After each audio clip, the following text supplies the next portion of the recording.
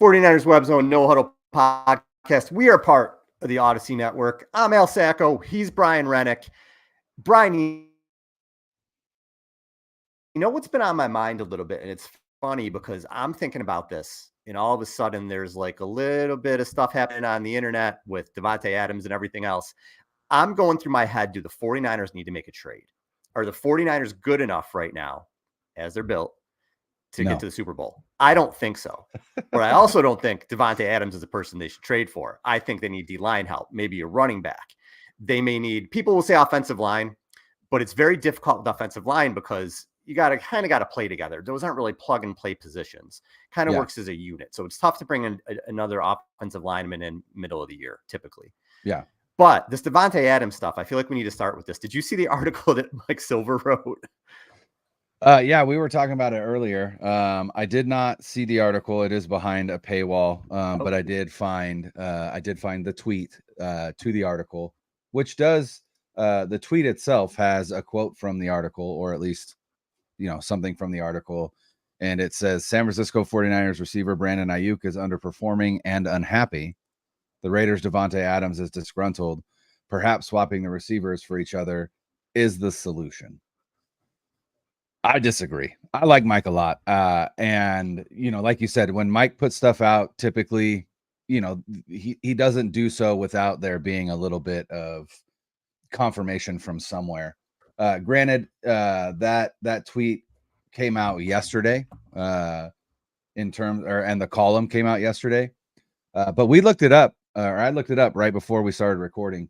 If the 49ers were to trade Brandon Aiyuk to the Raiders right now, this season, it would be a dead cap hit in 2024 of $23 million, which means that it would cost the 49ers in 2024 cap space $17.275 million. So, we've seen them redo a bunch of contracts right before the season started in order to get a lot of cap space for 2024. And the question was always, what is this cap space for? And, I would imagine some of it is for operating expenses. Some of it is for the possibility of making trades midseason.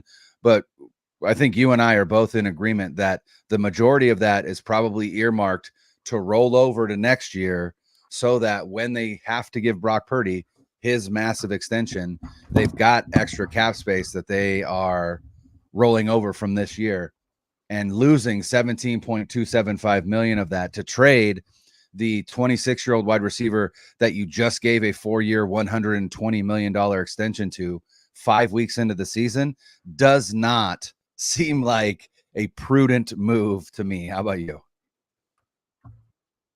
Well, that's what's crazy, is because you just signed this dude 5 weeks ago. It was 5 weeks ago. And we're already having like rumors or speculation or whatever it is that it's better off to trade him. I mean, come on. And I know he's off to a bad start, but that I'm not sure where that's coming from. I don't know if Mike knows something we don't, and he's just kind of throwing something out there. Mike is tied in. Mike is very tied in. Mike's one of those guys, when he puts something out there, like I said, it's like, okay, something's going on here. You know what I mean? There's some validity to it. Yeah. It's very interesting where he got that from and why he's saying that. I don't think he's pulling that out of thin air. Maybe he has heard rumblings that he's unhappy, but how are we here 5 weeks into the contract? And I don't see, unless you traded Aiyuk for Davante Adams, the trade makes no sense bringing Davante Adams in. What are you going to do with Davante Adams? None. Right. Well, he's not already got over Aiyuk, right? You're not going to bring him in over Aiyuk. You're not going to bring him in over Debo. You're not going to bring him in over Kittle. So I don't really understand what he would come here unless you trade him straight up for Aiyuk, and they're not going to trade him straight up for Aiyuk. It just doesn't make any sense to me. But it makes zero sense financially, and it's fun to talk about that stuff, maybe, I guess. But I don't know how that trade would work out otherwise. So, well, and then the other question I have is, sure, the 49ers trade for Davante Adams, but can Davante Adams play defensive line? Can Davante Adams play linebacker? Can Davante Adams play edge or defensive end? Because that's where the 49ers need help. They don't need help on the offensive side of the ball. They are really, really, really well situated on the offensive side of the ball. You and I, again, were talking right before we went on, and you can't really trade. I mean, you can trade for offensive linemen, in the middle of the season, especially when it comes to like if you have an injury or whatever. But if you're just trying to replace like a Colton McKivitz with an upgrade, who is letting go of a right tackle at in the middle of the season, right? That's going to be an upgrade for you. Teams aren't getting rid of offensive linemen because offensive linemen are really hard to find right now. Like good offensive linemen. If you want to talk about why offense has been down and why passing offense has been down this season, it's because offensive line play sucks ass in the NFL right now. Like across the board, it's not good. And it's gotten worse and worse and worse as these college offenses, don't really run any type of pro style offense anymore. And so these offensive linemen come into the NFL and, the highly drafted ones come in and for the most part, transition well. But I mean, you look at like Ike Ekwonu with the Panthers, right? He was a top 5 pick, I believe. Been awful, right? But highly touted coming out. And so, yeah, no one's getting rid of a good offensive lineman or an offensive lineman that would be an upgrade over like a Colton McKivitz. So, when we talk about trade targets for the 49ers, and I do agree with you, I think there are trades that need to be made. First and foremost, you got to look on the defensive line. To me, that's really where this team 100%. needs to be active in the trade market. I have a target in mind. And I think this would be a massive get for the 49ers. And I have 2. I'm interested to see if your target's the same as mine. And I think it might be based on the talking points that you sent over earlier. But for me, I think the perfect candidate for the 49ers to target would be Calais Campbell with the Miami Dolphins. Yeah, he was one of them for me too. Yeah. 39 years old, rental. Yep. Last year of his deal, or maybe he's got still productive. It was just a 1-year deal, but still productive. I looked it up on Pro Football Reference earlier this week because I saw somebody mention Campbell, or it was Ted Wynn of The Athletic, and I was like 100%. I co-sign on this. This is a great idea. So I looked it up on Pro Football Reference. Campbell's played about 54% of the defensive snaps for the Miami Dolphins. So he's playing about halftime. But even in that halftime over 4 games, he already has 2 sacks and 4 tackles for loss. So again, is still a productive player at his age, but probably wouldn't take a ton in compensation. And you gotta think that these Dolphins are probably already looking at the 2024 season and going, this is not our year. Let's shed some salary. Let's get some cap relief. Let's roll some stuff over, because who knows? They might be looking for a quarterback this offseason, because no one knows what's going to happen with Tua. Yeah, and that's the thing with Miami. Are they going to be in fire sale mode soon? Because they're 1-3. They look horrible. They looked horrible even with Tua in there. Are they kind of having some conversations internally saying, Tyreek Hill's 31 years old, so we want to get some draft picks for him. We're not going anywhere this year. Calais Campbell is another guy. If I'm the Niners, I'm looking at 2 positions. Well, definitely 1 and maybe 2. And I'll stop it. I think safety will be okay because you figure Hufanga is going to be back eventually. I know we just sprained his ankle, but you figure. And Malik Mustafa, I think is somebody you want to develop. Yeah, keep in there, and for sure. And you expect Dre Greenlaw to be back as much as they need help at linebacker. So I think you're set there. Your corners are fine. Defensive line, huge priority. Huge. You have Bosa. You have Leonard Floyd. Leonard Floyd has been very much what I talked about him being when they got him. He gets a sack and you're like, dude, it's Leonard Floyd. And then a game and a half goes by, 2 games, and you're thinking to yourself, is Leonard Floyd playing? Like I haven't noticed that dude. And then he gets a sack and you're like, oh, hey, there's Leonard Floyd. And by the end of the year, he has 7 or 8 sacks, but he's not really a consistent 10 sacks, Al. He's had double-digit sacks the last, I think, 4 seasons. Whatever. But so he gets 10, whatever it is. But you're like, oh, hey, there he is. But it's not like a Nick Bosa where you're like, oh, he's wrecking the game the whole time. Right. So then you look at, then they have Robert Beal. They have guys on the edge. Gross Matos hasn't impressed me a ton. They need more help on the edge for sure. I think they could use another pass rusher, but they really need another defensive tackle. Without Hargrave this season, you have Malik Collins, Jordan Elliott practice limited, so he's not as hurt as we feared he might be. So he'll be back, but then you're going to rely on Clea Davis coming back, Kevin Givens. These are. Let's say Davis's practice window has been opened. This week. assume he's going to come back, but these are mostly rotational dudes. Right. You may want to go out and see who else is available. Campbell's a guy who can come in and help. Also, another name that I had in mind was DJ Jones from Denver. Yes. He's in the last year of that contract. Would they be willing to part ways with him? He's played here. He knows the 49er system. He's a great run stuffer, which they need badly. Can he come in and help? So those are the two names I had, Calais Campbell and DJ Jones.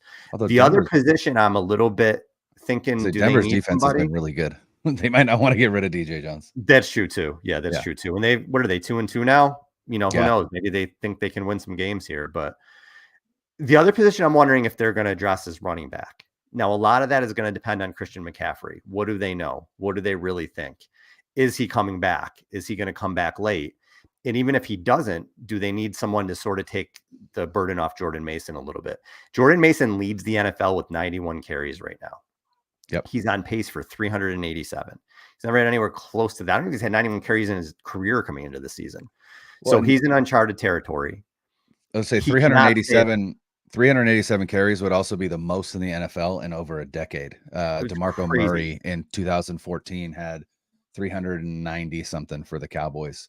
So yeah, it's unprecedented in the last decade in the NFL to have that many carries. They can't keep him at that pace. Again, we've just seen it over and over again. Your running backs break down. They get hurt when they carry the ball that much. And if the worst does happen with McCaffrey, and knock on wood, we're not there. I hope we're not there. You go into the playoffs, he's going to have another 400 plus touch season. You would assume, similar to what McCaffrey had last year. Now, what can they do here? Again, I'm thinking Dolphins. In two names, I'm thinking Raheem Mostert and Jeff Wilson Jr. And I know they're both injured right now, but if they are healthy in a few weeks, are they names that could come back to the Niners? Because the Dolphins have Achane and Jalen Wright. They really don't, maybe don't need those other two guys. Could the Niners reach out? Even if a trade for Campbell doesn't work out, can you do like a conditional 7th round pick for one of those two guys or something like that, depending on how many snaps they play or whatever it is? Bring those guys back in the fold, and you at least have somebody that you trust that you can mix, spell Mason with. Or again, if the worst happens, somebody you trust in the playoffs and moving forward to get some important carries. Yeah, because, at this point, it's Isaac Guerendo, who, after his kickoff return fumble, we don't know how Kyle Shanahan feels about him right now. Kyle Shanahan is famously slow to put rookies on the field. And if he does and they screw up in any way, then it certainly seems like he's hesitant to put them out there again. So that will be interesting. We haven't really seen him much when it comes to taking snaps with the offense. He's had a handful of carries. And then, outside of Guerendo, you've got Patrick Taylor Jr., who, again, not anybody that we've really seen much of.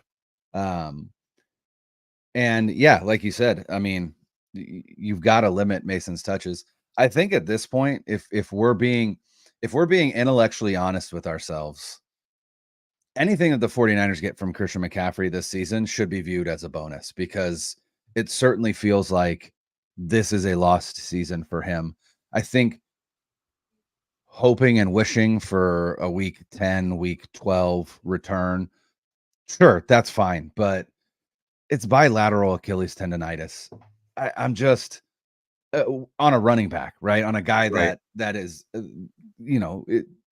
Achilles health is paramount to cutting and change of direction and all of that. And so I like I said, I just view Christian McCaffrey as, if the 49ers can get anything out of him this season, that's a bonus. So you got to look at this season and go, Jordan Mason is our guy moving forward. We don't really trust anybody behind him to give carries to. We've got to bring somebody else in, and to bring somebody that has been in the system before, obviously is going to be at least on paper lead to probably more success than a random guy off the street or whatever the case may be. So it's interesting. I wonder if they're, to a certain extent, they're kicking themselves a little bit that they kept Taylor and got rid of Cody Schrader. Because I think they liked Schrader, and I think they liked the way they ran the ball. He just didn't offer the same thing in the passing game that Patrick Taylor did. But again, I felt like they possibly made that decision operating that we are going to have CMC. And so, you know, I don't know. The other problem with both those guys that you mentioned is they're always injured, always That's true. injured. That's true. And so it's hard to, you know, think that you're going to give up assets for a player that you can't even guarantee will likely not miss time between now and the end of the season as well. So it'll be interesting, but I agree with you. I think running back is a position, I guess, on the offense where, you know, they could stand to bring somebody in. Again, not a big splash trade or anything like that, but we just had a comment in the chat that heard a rumor that the Jags are putting Travis Etienne on the trade block. Hey, if that's real, 100%, you got to try and make that trade. That would be a guy that you could bring in that would be a difference maker in the passing game as well. And maybe that's all that he would be. But I mean, that would be quite the upgrade. If no CMC, yeah. Right. Yeah, he could use a change of scenery. I think everybody in Jacksonville could probably use a change of scenery from what's going on there. But the reality of the situation is with McCaffrey, I think Richard Sherman was talking about this too. Like once you have these injuries, like they don't go away. And it's a real possibility of tearing your Achilles. Look with Dre Greenlaw last year. We saw what happened. He had the same sort of struggles. He ends up tearing it. You said with running backs, cutting and everything else. It's a lot of strain on there. And that's a very real possibility, even if McCaffrey comes back, that he does end up, I don't even want to say it, because if he tears his Achilles, then you're talking next year too, or most of next year anyway. Right.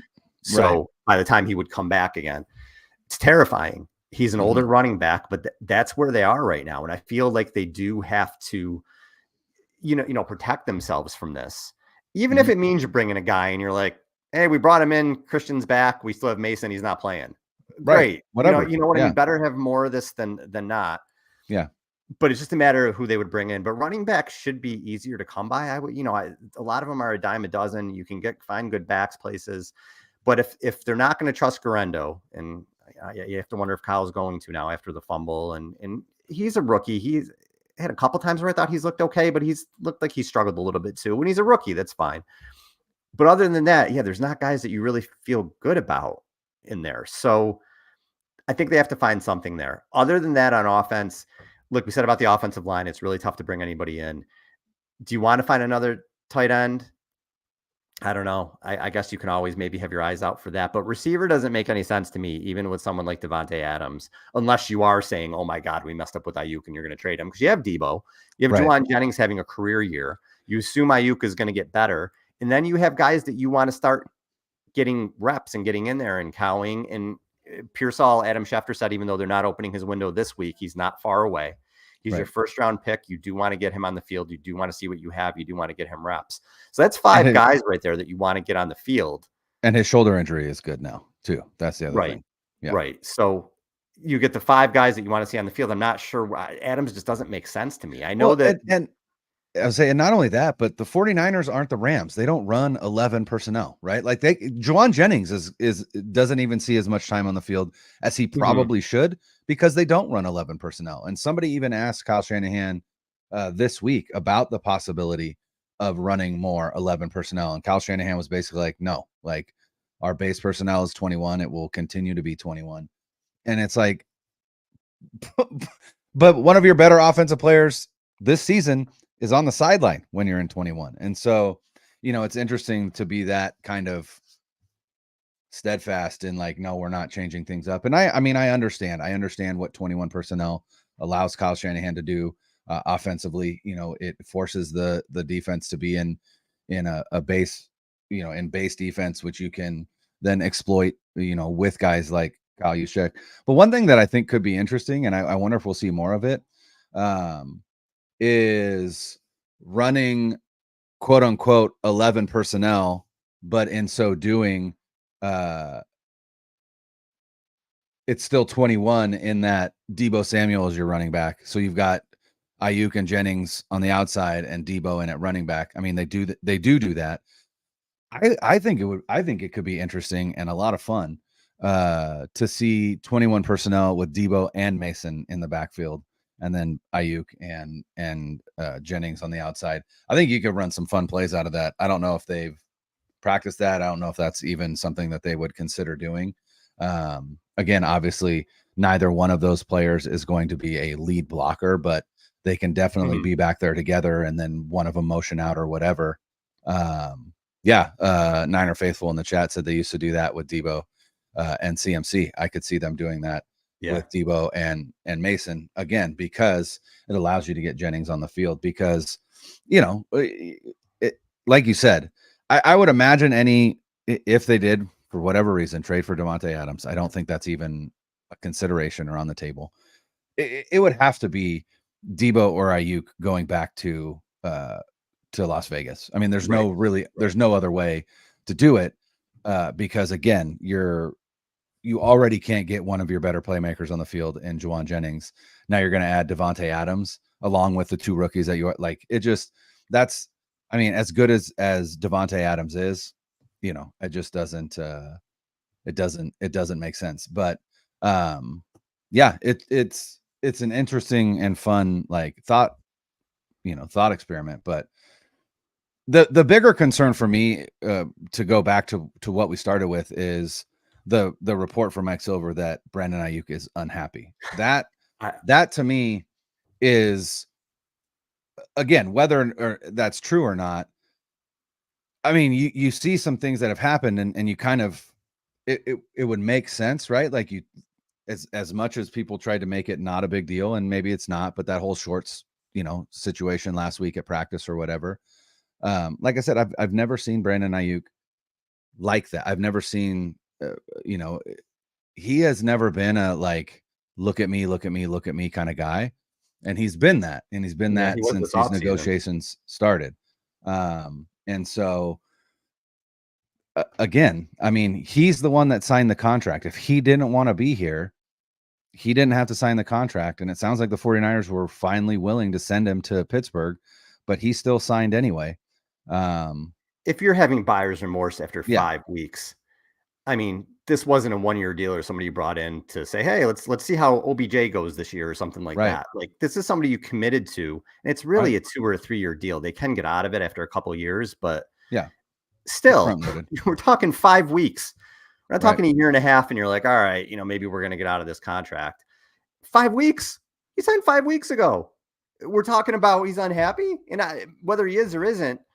But that just shows you where we've gotten to in the last 5 weeks. I think the fan base is annoyed. He's not producing. I don't know. You have the Shorts thing happen that I don't think was a big deal at all, but maybe it was a bigger deal than we anticipate, because if Silver's coming out with this, maybe he was just writing conjecture and hey, he seems unhappy to me. But that's a kind of a big thing to say, that he's unhappy, and you come out with that, and that's the headline. And Mike's a very smart guy. Mike knows what he's doing. Mm-hmm. So I just wonder if, again, he heard something, and maybe Ayuk is a little, but if that's the case, that's terrifying. That's absolutely terrifying. And what is he unhappy about? That's the other thing. I don't understand it either. You got a $120 million contract. You got $70 some odd million guaranteed. You didn't have to uproot your family. You're from the West Coast. You're from Reno. You're playing for your mom's favorite team. There's so much about his 49ers tenure that you're like, it just makes sense that he stayed here, and you got the contract that you wanted. I just don't, I couldn't tell you what he would be unhappy about. That's the weird part to me. Unless it's just his production. He doesn't feel like he's been a big enough part of the offense.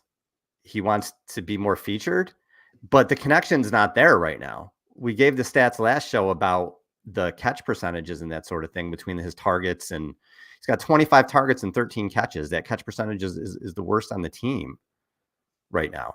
A little bit over 50%, 52% catch percentage. He was at over 70 last year. So it's not happening connection wise, but it's happened in the past connection wise. So maybe time will fix that. It's not like he signed with a new team and he's like, holy shit, I have no chemistry with this quarterback at all. He's playing with a quarterback he's had chemistry with in the past. You feel like it's going to happen, but his first 4 games production wise have been awful. 4 games, 13 catches, 167 yards for a $30 million receiver. Something that annoys me to no end. And I feel like every time I put something out on social media about Ayuk, somebody says it like, oh, well, he's getting the other team's best corner. Okay. CeeDee Lamb isn't getting attention. Justin Right. Jefferson isn't Justin getting Jefferson, attention. yeah. These other receivers aren't getting attention. I don't want to hear that stuff.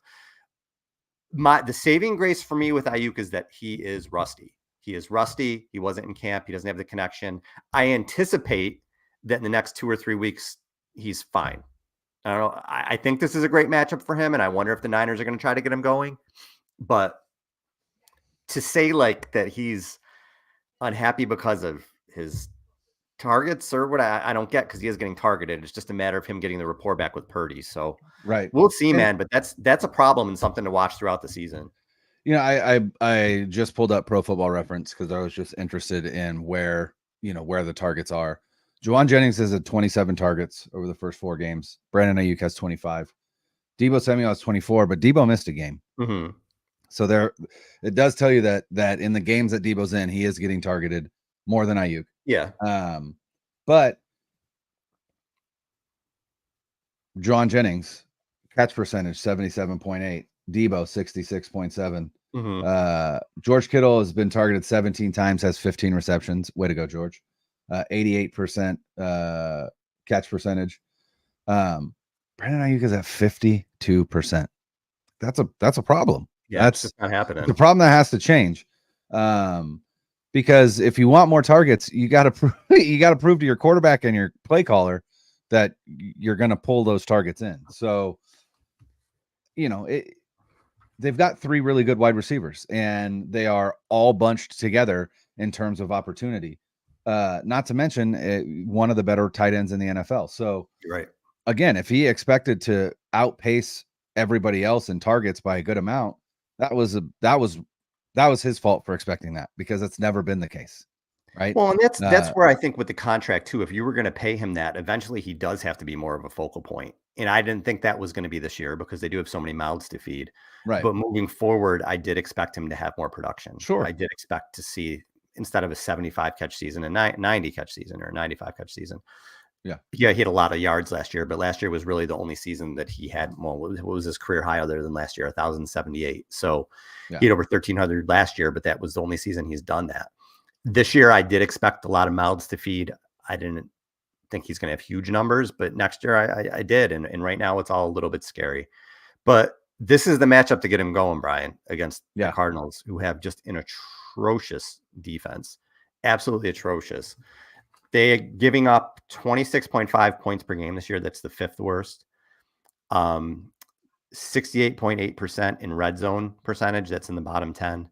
45.5% third down conversions. That's in the bottom of the league. 45% scoring against them. That's in the bottom of the league. 5.8 yards per play. That's the 5th worst. 586 rushing yards, also the 5th worst. They've given up 8 rushing touchdowns this year. That's tied for the most in the league. And then their net yards against 7.4. The Niners absolutely owned them last year in terms of scoring points. They scored 80 points in the 2 games against them last year. And Christian McCaffrey had 7 total touchdowns in 2 games. Yeah. I had to look that up like 4 times. Like, really? Did he really have 7 total touchdowns? He did. He had 4 in the first game and 3 in the last one. Wow. So if BA is going to have a breakout week, if you do daily fantasy or whatever, and I do think it's a good week to play him, I see him having a bigger game. If he doesn't, then maybe again, because Mark Willard was talking about it at 95.7 the game. Like the ramp up period's over. You've had 4 or 5 weeks now. You should be getting going a little bit. I'm not asking you to have 15 catches, but the 3 catches for 40 yards, you got to get him more involved now. Whether that's Kyle Shanahan dialing some stuff up for him early or whatever the case may be. You want to see him. I want to see him have like a 6 catch, 80-yard type game. Be more involved. Be more of a focal point in the offense, especially against a defense that's this bad.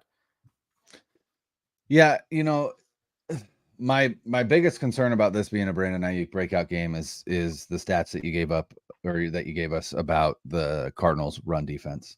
To me, Kyle Shanahan looks at that and just absolutely licks his chops and goes, "I'm gonna run this ball 40 times." But I also know that my biggest concern for this game is that the Cardinals are looking at the same thing and going, "We're going to do the same thing." And eventually, if both teams are, trying to get 30 to 40 carries, this game's going to be like 2 hours long. You know what I mean? Where like all of a sudden you're going to look up and it's going to be like 7-6 or 7-3 midway through the second quarter, and it's only been 45 minutes of like real time, not game time. And like I said earlier this week, I think the Cardinals' best game plan would be to try and run the ball as often as possible and keep the 49ers offense off the field. But at the same time, if that is happening and the Cardinals are finding success, the 49ers are going to realize, like, well, we can't just run the ball as well, because we're going to run out of possessions and run out of time to beat this team. So you might have to start dialing up some more pass plays, some deep pass plays, at which point maybe Brandon Ayuk does get more involved. So, it'll be interesting to see kind of what the game script looks like and what ends up happening in terms of, how successful is the Cardinals offense in running the ball and all that. But yeah, at a certain point, it's shit or get off the pot for Brandon Ayuk. And, I have faith in his talent that eventually he's going to have a breakout. I just hope it's sooner rather than later, so that we can just kind of start putting this to rest a little bit. You mentioned the Cardinals running game. Second game last year, 30 carries, 234 yards, 2 touchdowns against the Niners. Yep. And they started to expose some things that other teams hit on the rest of the season in terms of running on the Niners, being able to run on the Niners. That scares me a lot this game. I can see like James Conner having 25 carries in this game, them just feeding him the ball. I think Kyler is going to run. Last week against the Patriots, I know everything looked great, and we're like, all right, we got pressure, and the Patriots have the worst offensive line like ever. You just saw today Dave Andrews is out for the year, so he wasn't healthy. Yikes. In that game either. So the Patriots are not anything that you can look at and say, yeah, all right, this is what's going to happen moving forward. It's just not. Having said that, I have no idea what to make of the Cardinals at all. I don't know if they're kind of good. I don't know if they suck. I don't know if they're scrappy. I don't have any idea what to make of them. They gave Detroit all they can handle. They gave the Bills all they can handle. Then they haven't looked blown good. Out by the Commanders. Yeah, right. So they didn't look good against the Commanders. And maybe the Commanders are just throwing people off right now with the way that offense is going and everything else, but they didn't score on them either. So I don't have any idea what to make of the Cardinals. And the Commanders have a terrible defense as well. Yeah. I mean, I think Dan Quinn is sort of doing a good patchwork job there, but yeah, they're a team that you could score on. Absolutely. So Who knows what's going on with the Cardinals right now? I have no idea, but it's a division game. So you can throw a lot of things out of the window too, because these teams know each other so well. And I think we're going to find out a lot about the Niners defense, and if the trades we talked about earlier in the show need to happen like sooner than later, because the Cardinals, I think, can exploit the Niners' weakness. Will they do it? Remains to be seen. Can the Niners come up with some stuff? Niners have talent. Can they stop the run? We're going to find out. But I can see them absolutely pounding the ball. And this is going to be the first real test for the Niners. Okay, can they stop it? Because then you're going to play Seattle. Now, Seattle's defense looked terrible on Monday night. They're missing 5 starters, including their entire defensive line. They should be back by the time they play the Niners. And you saw what their offense did. Seattle's offense looks really good. Geno Smith is playing great. Metcalf is playing great. Kenneth Walker ran all over the place. Yeah, Ryan Grubb seems to be a good hire. Yeah, so offensive play caller. They're going to get tested against division rivals the next 2 weeks, and it starts this week against the Cardinals. Yeah, I have to wonder if Evan Anderson will be elevated again from the practice squad. He's really the only player that the Niners have on this defense that is like, a guy you would look at as like that traditional kind of run stopper, that gap filler in the middle. Just a big body. I think he's like 6'3", or 326 or something like that. But they have to go into this game dedicated to stopping the run. Make the Cardinals prove that their passing offense can beat you. Because while Kyler Murray is a good quarterback, and Marvin Harrison Jr., I think he is tied for most receiving touchdowns in the NFL right now. I think he has 4. But you got to rely on your secondary to be able to make some stops, and you just got to full out commit to stopping the run until they either prove that they can beat you with the pass, and then you got to make some adjustments. But to me, that's really got to be the game plan on defense. And then on offense, like you said, I don't think you should be concerned. The biggest concern for me is still on the defensive side of the ball, and it's the fact that Fred Warner Still don't know if Fred is going to play or not with his ankle injury. I don't know what this team does if Fred Warner can't play. Obviously they were able to weather it last week because he didn't play the entire second half. But again, they weren't actually playing you were an playing NFL a college offense. team. Yeah. So you can't really take much from that. The 49ers did sign Jalen Graham, who they drafted 2 years ago in the 7th round out of Purdue. It was actually former GM Scott McCloughan's favorite draft pick of the 49ers, that draft. They had let him go at final cuts, and he was picked up by Adam Peters and put on the Commanders practice squad. They signed him, which means that he goes to the active roster because you can't sign a player off of somebody else's practice squad just to put him on your own. So he signed a 1-year deal. So you have to think that is both a testament to the injury to Curtis Robinson, which we know they've lost for the season, but also just the real shitty play of Devondre Campbell and Demetrius Flannigan-Fowles. With D Winters banged up, you've been putting Campbell and DFF out there, and it's not working. So not happening. It'll be interesting to see if he sees time this week at linebacker. Jalen Graham, speaking of who I'm talking about, they got to try something else. They probably have to try something. You got to do something different. And then obviously, George Kittle has a rib issue. Barrow said on Tim Kawakami's podcast, he's fairly certain that Kittle and Warner are going to play. Play? Yeah, it looks like they are going to. Yes. So it looks like they're going to fight through their injuries and they're going to be on the field, which is huge for this team. Because without Fred Warner, I don't know where they'd be right now without Fred Warner. Right. Defensive player of the year through the first. Absolutely is. Yeah. Absolutely.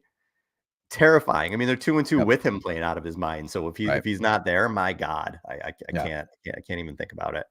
But I don't know, man. Like I think this game is going to be a test for sure. Do I think the Niners get past that test? I do. I'm not afraid of the Cardinals. I don't think it's going to be a blowout. It'll probably be a game that could scare you a couple of times.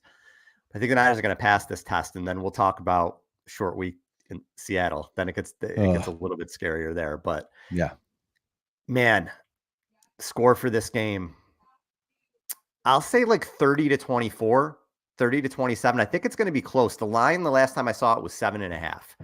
And I was listening to a show and they said Vegas loves the Niners at 7.5. So they absolutely love the Niners to win if they love the Niners at that high of a spread. But I think the Niners are going to score, but I think the Cardinals are too. This Niners defense, people still sort of think, oh, Niners defense, they're going to be okay. Or they're going to get stops, or they're going to beat this team. I just don't feel like it's the same defense anymore, especially with the injuries on the defensive line. Yeah. And last week I keep saying it was a Fugazi game. It was totally nothing you could do. It was fake. There's nothing you could tell from anything that happened there. Can't take anything away from it. We'll find out more this week. So my estimation, it will be a closer game, but I'm still thinking the Niners come out ahead here. Yeah, I do think that the Cardinals are going to be able to run on the 49ers, which means it's going to limit the number of possessions that the 49ers get. So I don't think they get to 30 this week. And so I'm going to say that the 49ers do still pull out a victory. But it is people are going to be upset at the end of this game because it's going to be closer than I think people probably think that it should be. So I'm going to say 27-24. The 49ers pull out the victory. I'm not calling a Jake Moody game winner. I'm just saying that they win by 3. And like I said, part of the reason why, they don't get to 30 is just because I think they do get limited in their possessions, because I do think that the Cardinals will win the time of possession just with their running game. And so I still think, like I said, I think the 49ers just have too much talent on the offensive side of the ball to really be concerned that the Cardinals defense can do anything to stop them. I just don't think, like I said, that they're going to have as many opportunities to score touchdowns as you would against a team that doesn't have the type of run game that the Cardinals can put out there. So 27-24, 49ers win. But the best outcome for this game would be for Kyle Shanahan to come out on Monday and tell us no injuries. That's more what I'm hoping for, Well, because he's done that before, and then I'm there was an tired. injury Yeah. a few days later. But So I don't know sure. if you trust anything he says. The best thing would be for Kyle Shanahan to come out on Monday and say no injuries, and for that to be the actual truth. How about that? Actually telling the truth. But look, the Niners, we're going to start a stretch. We're going to find things out. We're going to find out where they are in the division the next couple of weeks. We're going to find out. Cowboys may suck, but it's still a big game. So we're going to find out where Yeah. they are a little bit in the NFC. And we're going to find out where they are in the league in terms of that Chiefs game, which is Yes. a lot bigger game for the 49ers than it is for the Chiefs. 100%. Chiefs are 4-0, even though the Chiefs don't look right on offense. They're still 4-0, and the Niners have to prove that they can beat them. That is a gigantic game, but they got to get through the next 3 weeks first. And hopefully, I mean, I hope 5-2, but at worst, if they go into that Chiefs game any worse than 4-3, yeah, it's, that the 49ers go into that Chiefs game the same way that the Cowboys go into that 49ers game, right? All the pressure is on the 49ers against the Chiefs. All the pressure is on the Cowboys against the 49ers. They have to prove that they can beat that team. I don't know what to think about the Cowboys. They're really difficult to figure out right now, but that Chiefs team, again, that offense is not very good right now, but the defense is really, really good. And we know that Steve Spagnuolo knows how to stop Kyle Shanahan and his offense. So it'll be interesting, but you got to get through the Cardinals and the Seahawks first. But before you can even get through the Seahawks, you got to get through the Cardinals, and I think that they will. But we will break that game down the next time we talk to you guys. For Brian, I'm Al. Thanks, everybody. Later.